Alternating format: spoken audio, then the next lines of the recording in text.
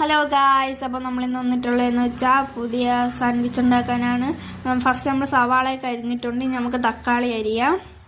അപ്പോൾ നമുക്ക് തക്കാളി അരിയാം. തക്കാളി ഇവിടെ അരിഞ്ഞ് വെച്ചിട്ടുണ്ട്. ഇനി നമുക്ക് മുട്ട പൊട്ടിച്ചിടാം. മുട്ട കണ്ടോ, മുട്ട.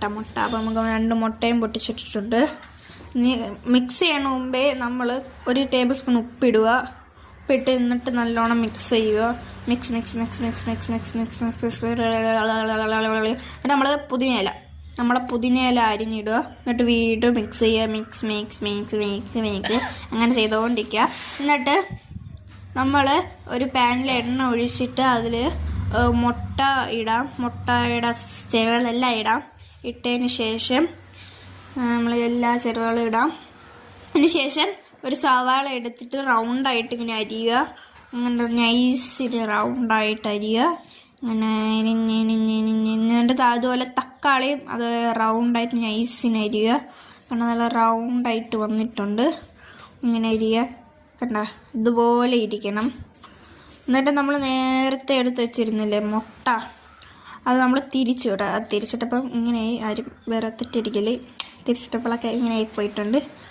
അപ്പം കട്ട് ചെയ്യുക. എന്നിട്ട് നമ്മൾ ഒരു ബ്രെഡ് എടുക്കുക. അതിൽ ബ്രെഡ് എടുത്തിട്ട് തക്കാളി വെക്കുക, മുട്ട വെക്കുക.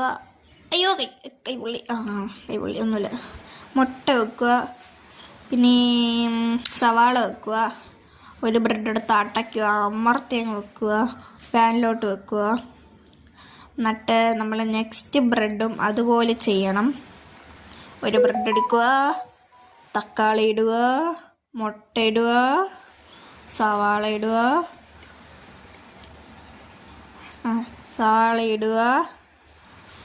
എന്നിട്ട് നമ്മൾ വെച്ചൊരൊറ്റ അടിക്കണ്ട, അമർത്തിയാൽ മതി. എന്നിട്ട് അതും എടുത്ത് പാനിൽ വെച്ചിട്ട് നല്ലോണം മൂപ്പിക്കാം. നല്ലോണം മൂപ്പിച്ച് വെക്കണം. നല്ലോണം മൂപ്പിക്കാം. നമ്മൾ കണ്ട ഇതുപോലെ ഇരിക്കണം മൂപ്പിച്ച്. ഇതിപ്പോൾ ഞാൻ ചെയ്തുകൊണ്ടാണ് ഇങ്ങനെ ഇരിക്കണത്. ഇങ്ങനെ ഇരിക്കണം. നല്ലോണം മൂക്കുക, അതാണ് വേണ്ടത്. അപ്പം എല്ലാവർക്കും എൻ്റെ വീഡിയോ ഇഷ്ടപ്പെട്ടെങ്കിൽ ലൈക്ക് ചെയ്യുക. എൻ്റെയൊക്കെ വീഡിയോ കുറച്ചായിട്ടേ വരാറുള്ളൂ. ബാക്കി മൊത്തം എൻ്റെ മമ്മിയുടെ വീഡിയോ ആണ് വരാറുള്ളത്. അപ്പം എൻ്റെ വീഡിയോ എല്ലാവർക്കും ഇഷ്ടപ്പെട്ടെങ്കിൽ ലൈക്ക് ചെയ്യുക, ഷെയർ ചെയ്യുക, സബ്സ്ക്രൈബ് ചെയ്യുക. എല്ലാവർക്കും ഇതൊന്ന് ഫീഡ്ബാക്ക് അറിയിക്കുക. അപ്പം ബൈ ഗുഡ് നൈറ്റ്. നിങ്ങൾ ഇത് ടെക്സ്ചർ ഉണ്ടാക്കണ്ട. ഇത് മസാല ചീസും കൂടി ഇട്ട് അടിപൊളി ടേസ്റ്റാണ്. അപ്പോൾ ഓക്കെ ബൈ.